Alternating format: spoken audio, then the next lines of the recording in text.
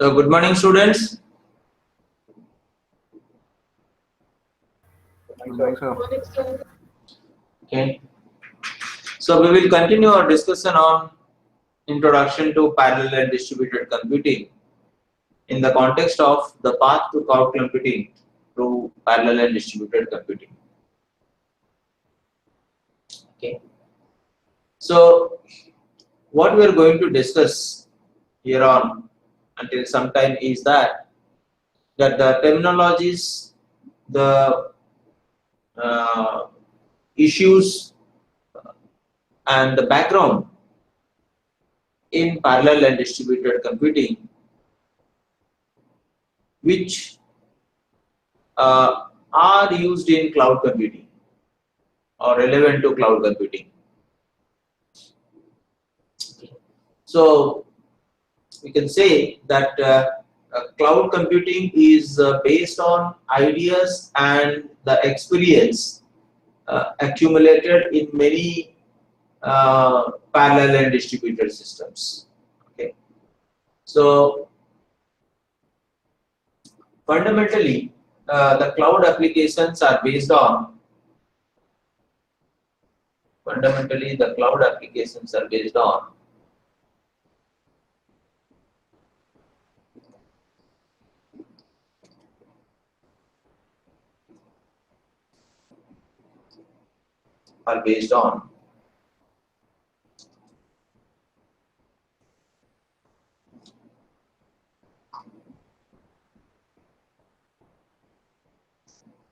the client server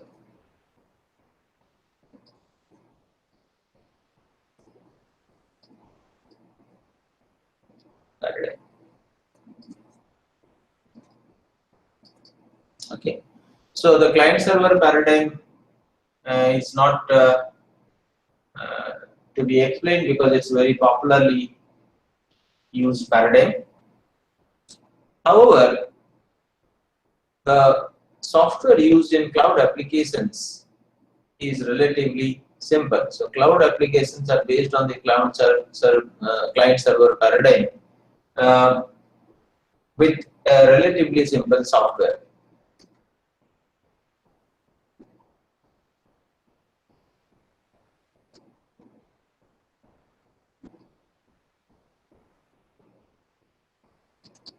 Relatively simple software. Why? We say it's relatively simple software because it works on the principles of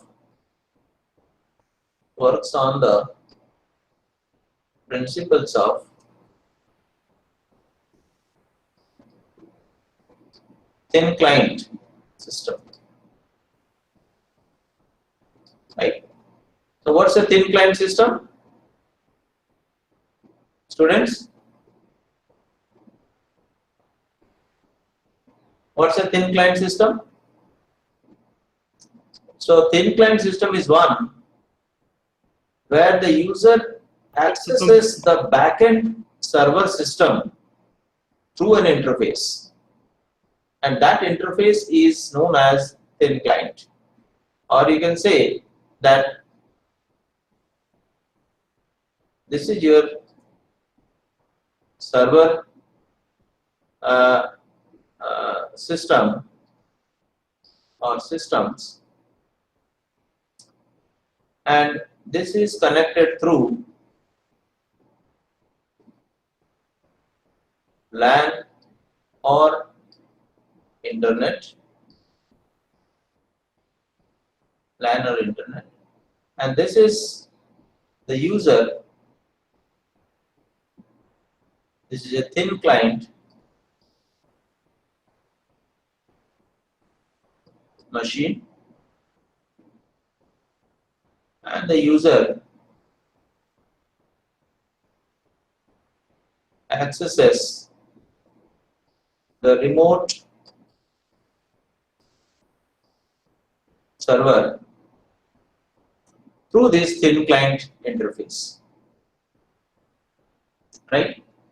So thin client, we call it as thin client because it has the minimum computational ability to interconnect or to connect the local area network or the internet to which the server system is connected. So we can say that the thin client machine is just an interface, okay, between user and the backend server system infrastructure. And the user and the server system infrastructure are interconnected with the help of LAN or internet. Why? If if you have done any programming in thin client lab that we have in our institute, okay, wherein one server serves a number of students' programming needs through thin client interfaces. So these thin client interfaces just provide the editor screen wherein the student enters the program, okay, enters the syntax, the program, and saves it on the remote server, and exit compiles or runs the program on the remote server. So here, unlike other laboratories where every machine is a full-fledged machine having high-end processor, good amount of memory, and good amount of hard disk space, and so on and so forth, these thin client machines will not have that rich resources. Rather, it will have just minimum facilities to interact with remote server. That is why these are known as thin client machines, right? So what will a thin client machine have? It will have a graphic card and a monitor and a network adapter to connect to the network, and a keyboard interface, a mouse interface, okay, and minimum other hardware and the related drivers required to operate the thin client. That's it. All the core stuff is will be happening on the server side to which it is connected. Right? Is it clear? So, in that sense, we say that it is cloud computing infrastructure is similar to the client server paradigm. However, it has a relatively simple software, a thin client running on user's machine. Right? Clear, students? While all the computations are carried on the cloud. Any questions, students? Okay.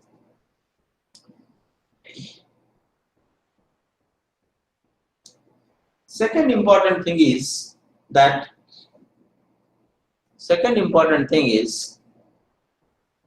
this is one point, and second important thing is that here concurrency is very important. Concurrency is important.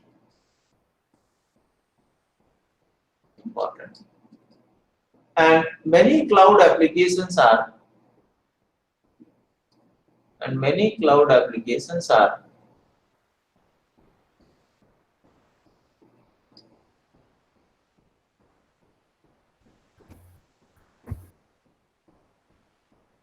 data intensive and use a number of instances which run concurrently.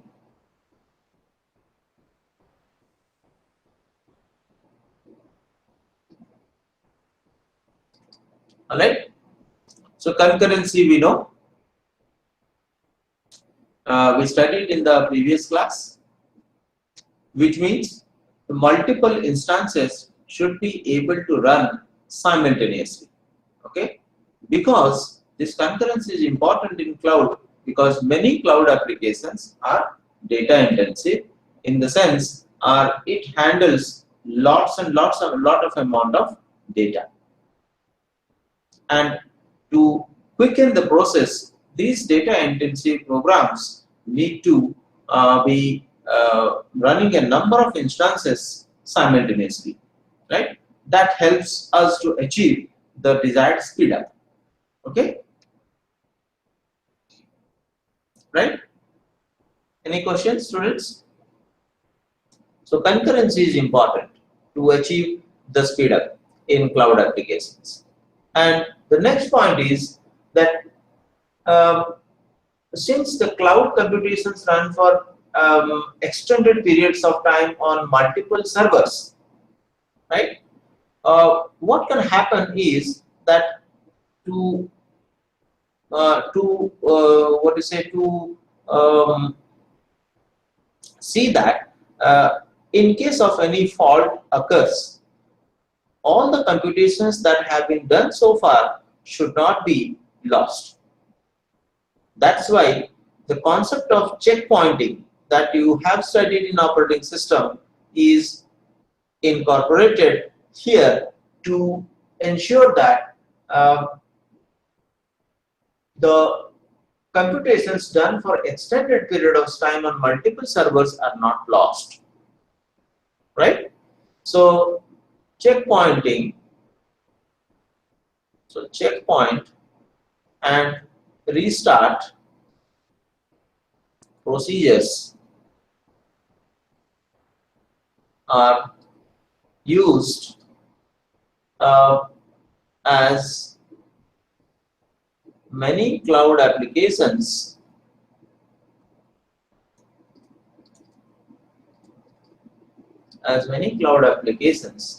or you can say computations run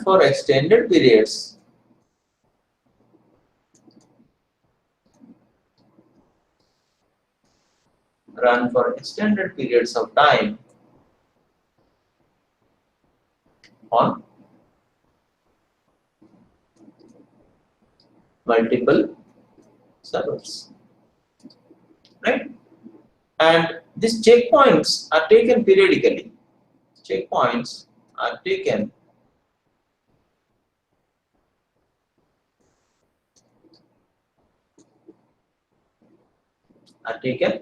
periodically, assuming that there can be need for restarting the process when one or more systems fail. Okay, periodically. Anticipating that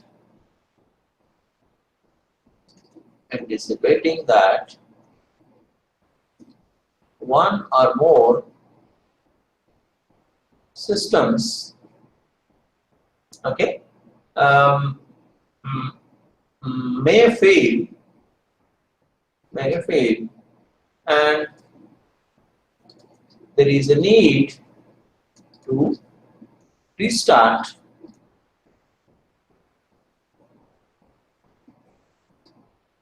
the processes, right? This is similar to the checkpointing you studied in the operating system or maybe in database system, right? And the next important point is the communication, because these machines are on which the user programs or computations execute are distributed and are interconnected through communication system, internet, similar to internet. What is more important here is that communication should be robust, and any eventuality arising out of communication failure should be dealt with properly, as they can influence process execution. Okay, so we can say that communication is at the heart of cloud computing.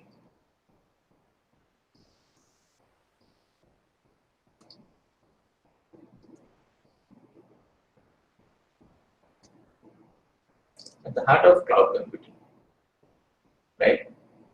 What is required here? Coordination of, protocols to facilitate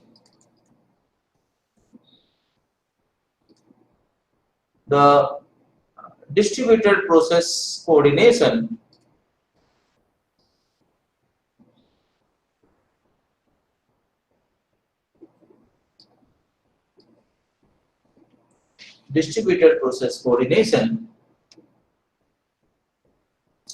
um, over the noisy or unreliable communication channel or medium are required, right?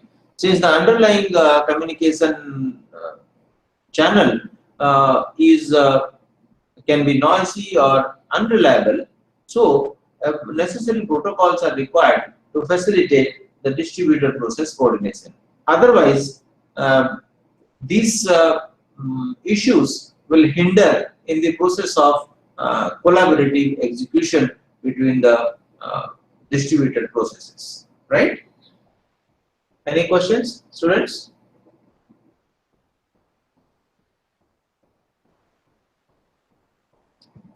No, sir. If you are not getting, please ask.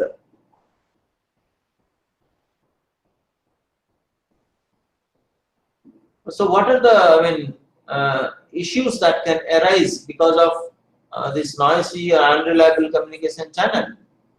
What can happen to, because see, processes communicate. You must understand this, that distributed processes communicate with the help of messages. You know this? Distributed processes communicate with the help of messages. So one process sends a message to other process. So, right? So process to process communication takes place with the help of messages. Now, there are a number of reasons why these messages may be lost, may be distorted, may arrive out of order, and so on and so forth, right? So a number of reasons. See, these are fundamental, students, of distributed computing. A number of reasons that can make the messages are lost or duplicate, right? Lost because of non-availability of buffer, lost due to the communication link failure, lost due to the extensive delay involved in it. Okay, and as a result, when packet or message retransmission takes place, there may be possibility of duplicate messages available on the network. Okay, and sometimes the messages may be distorted because of the noise or channel error conditions. Okay, sometimes what happen, out of order. Okay, in a different sequence, because these messages travel over various routes, and different routes have different delay associated with them. So it can happen that the messages sent may reach a different amount of time, or maybe due to time synchronization issues, the messages can be out of order. Okay, so these are the reasons. Why the messages, why there is a necessity of proper protocols to deal with these issues for the distributed process communication to happen properly.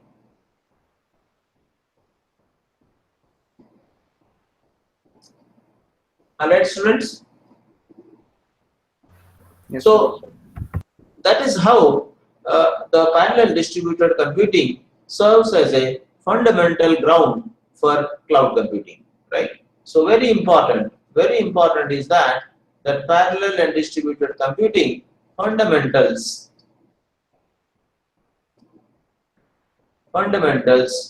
serve as the ground for cloud computing. So very important. You may not be directly coming across these while dealing with cloud computing infrastructure, but the underlying system has the functions of or the issues of parallel and distributed computing built into it, which is hidden from the end user. So you as an end user just see the fun part of the cloud computing infrastructure, but at the back end, all these complex aspects of parallel and distributed computing are present, okay, and which are dealt appropriately by the cloud infrastructure service providers. Alright, students? yes, sir. I hear only these two tones. What about others? Yes, sir. Yes, sir. There are only 46 students. Why so? Yes, sir.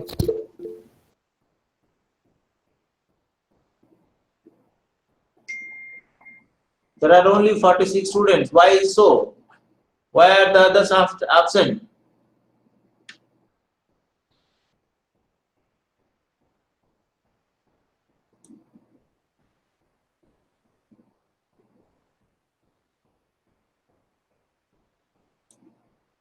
Bhavyan Sharma? Yes, sir. Okay. Are you able to understand? Yes, sir. Gunasekar? Yes, sir. Okay.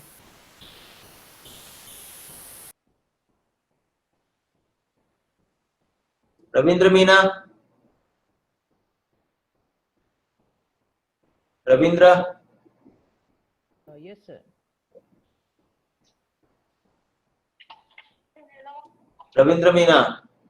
Yes, sir. Yes, sir. Hello. Yes, sir. Gaurav Kumar? Ravindra Meena, I am marking absent.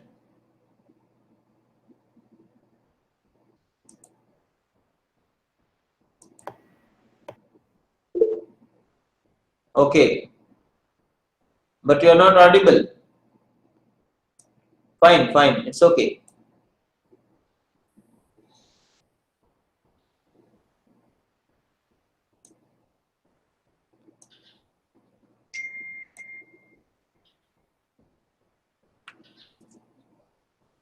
All right.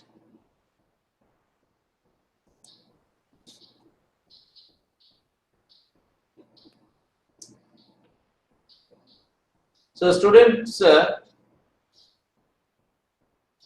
what is the difference between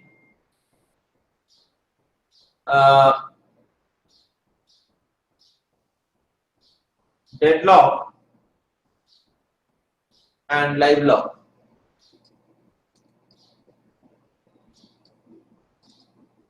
What is the difference between deadlock and live lock?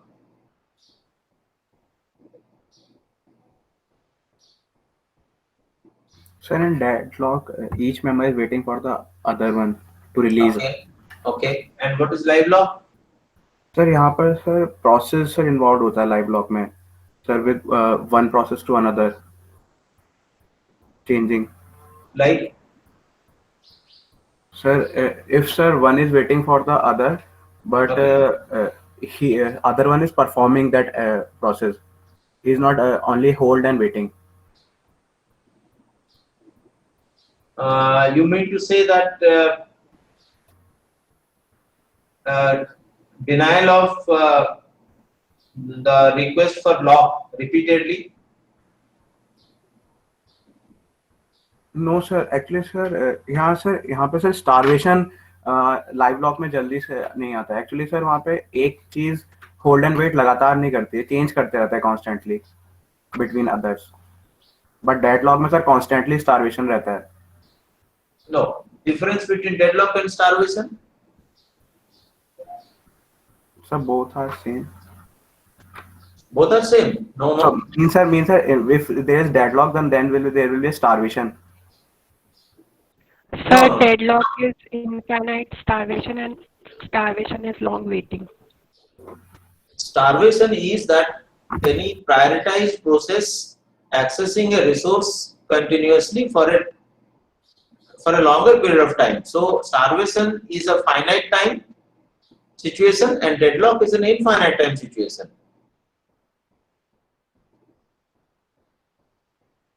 Are you getting, students? Starvation is a finite time situation and deadlock is an infinite time situation. I mean, until some intervention is taken.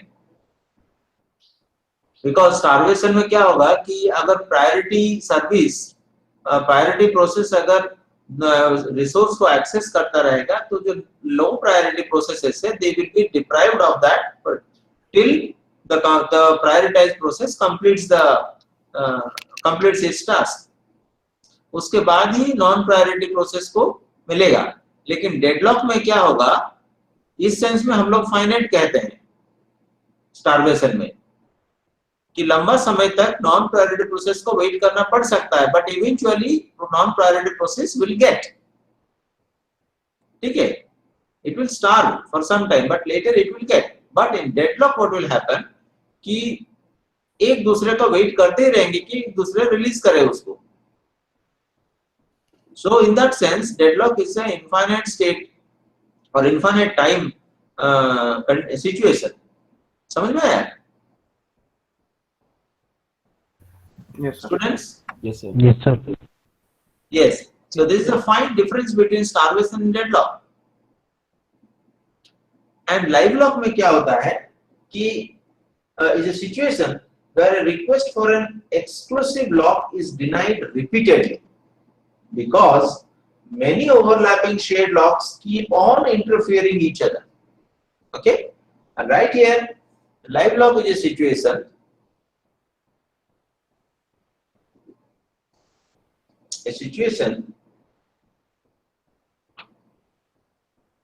where a request for an exclusive lock is denied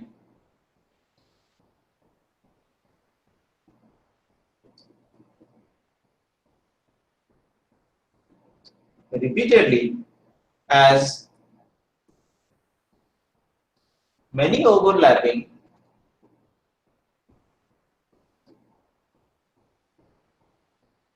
shared locks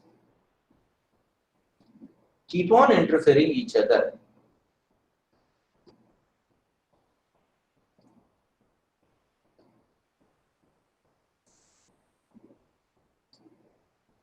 Right? So difference clearly पता होना चाहिए starvation, deadlock and live lock. Okay? Starvation, deadlock and live lock. So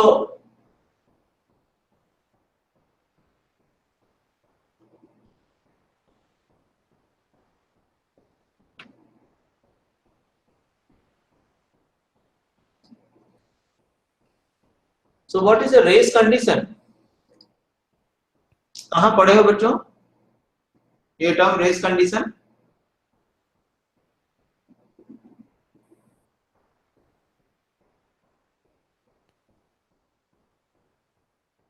The flip flops.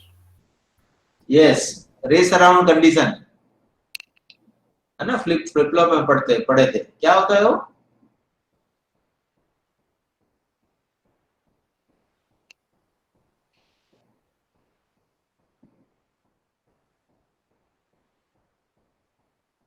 It is a desired effect or non undesirable effect? So undesired effect. Undesirable. Why? So due to some sudden changes or in conditions, some others something happens which is not required, which is like a bug or something in the system. Okay, okay, okay. So it's an undesirable effect. That is when the results of concurrent execution depends on the sequence of events, right? So race condition is undesirable. Undesirable when Hey, hello. the results of Hey, did concurrent execution you second time?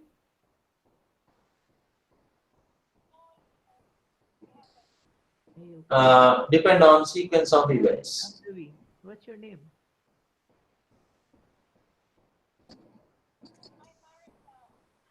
Okay, Maisa. right? You look nice. Even in your So office, looking good. in other words, we can say that Can it you will occur when two or more threads have shared data and at least one of them tries to change the shared data.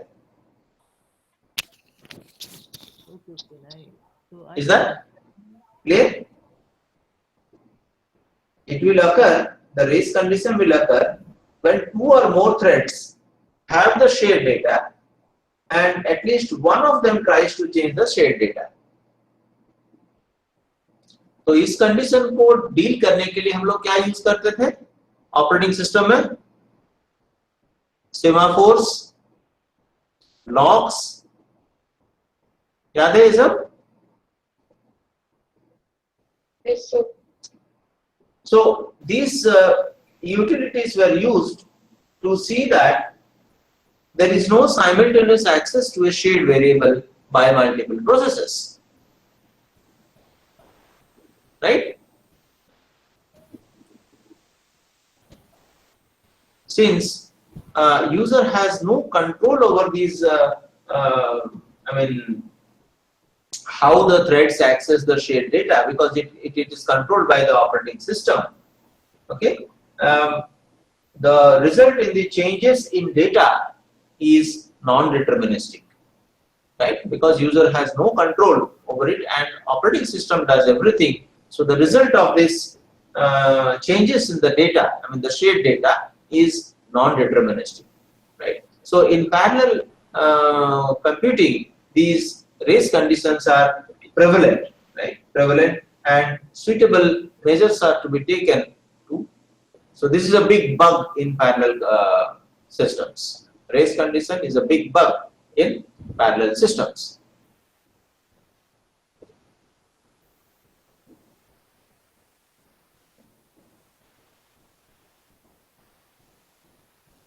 So, you know what are the different approaches used to deal with this? What do they call as? Kaufman conditions. क्या है Kaufman condition?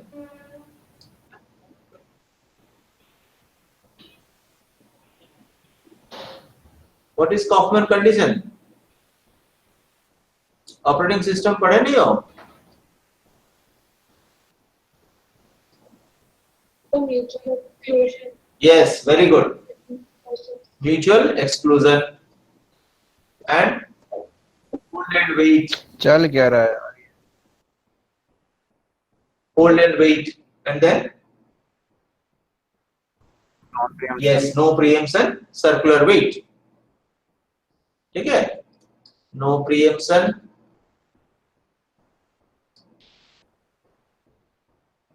circular wait.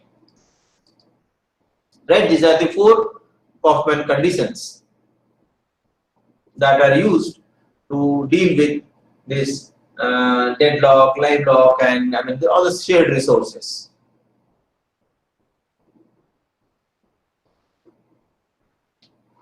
Fine.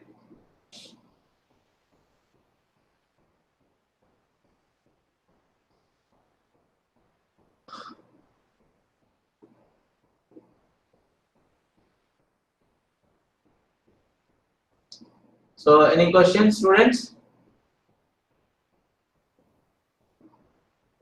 No, sir.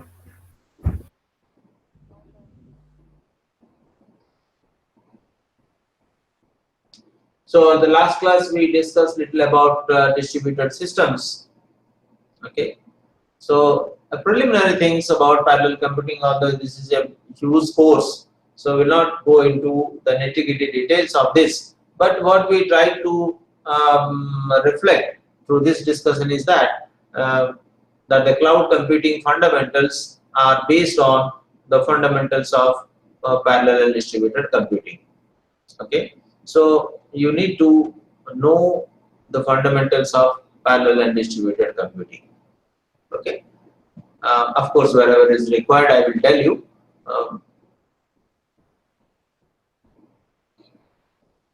Any other questions, students?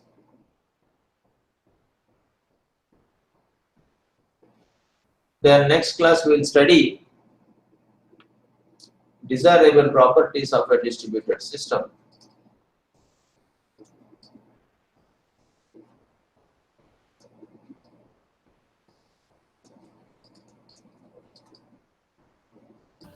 Sir, Yes, please.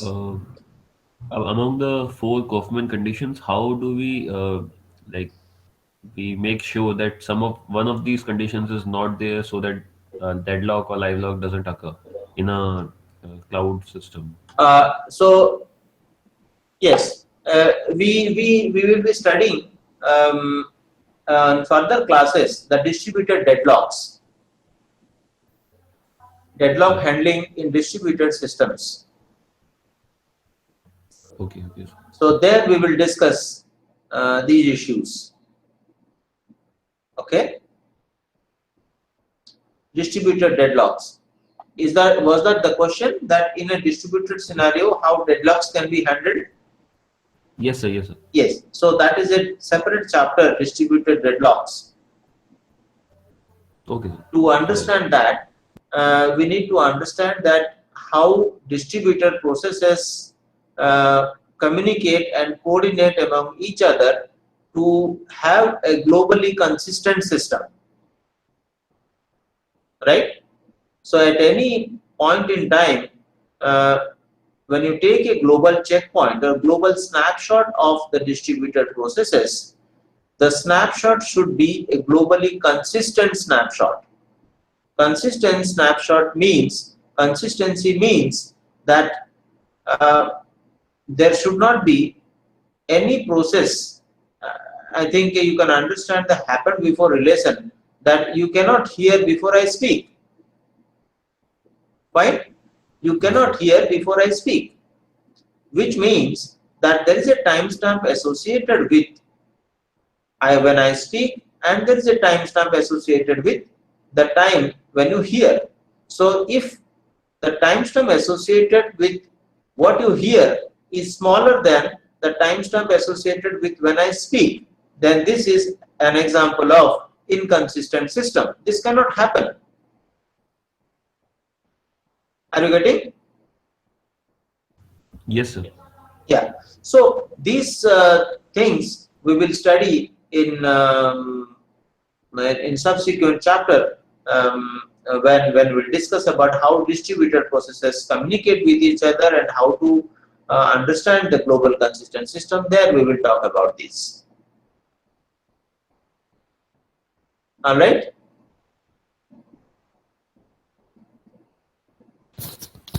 Sir, can you please share the OneNote scribble?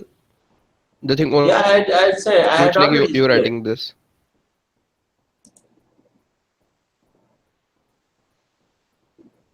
I have already shared. BCS 2018 tripliteam.ac.in I have shared, and MPCN 2019 tripliteam.ac.in I have shared. Sir, we are 2020 Yes, sir. MTech CN. MPCN 2020 is known. MPCN 2020. Okay. Has anybody from the BCS group got this invitation to access this link? Can someone check? Sorry? No, sir, actually. So we haven't received an invitation because this is basically a Google group. So Yeah. I mean, we can't access it using a Google group. Yes, I have shared for triple ITM. I'm sending again, invite again, okay? BCS Sir, 28. this is a Google group. No, no, Google group is not So this allowed. is a group email ID and not an individual address. So we can't access through that. No, you have to have IIITM.ac.in mail ID.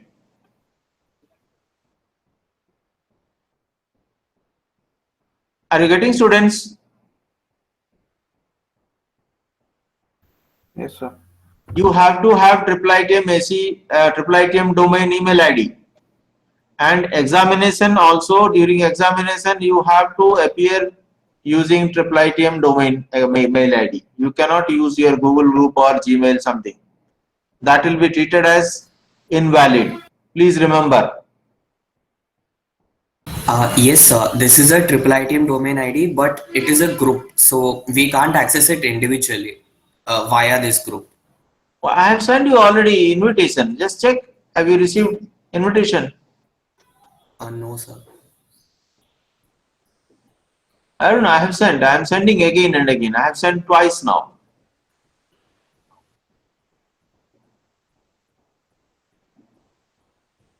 And yours is MTCN 2020, right? Yes, sir. MTCN 2020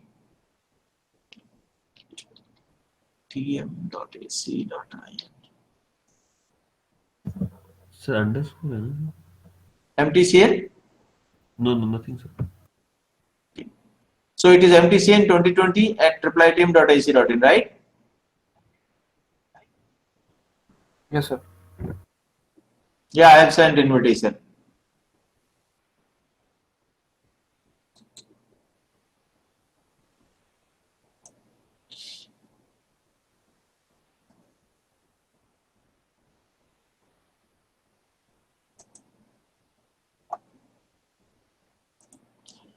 Fine, students. Okay, thank you. If you have no questions, then we will quit here.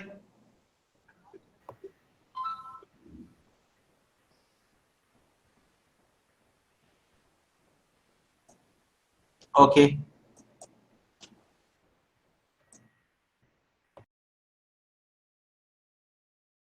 Thank you, sir.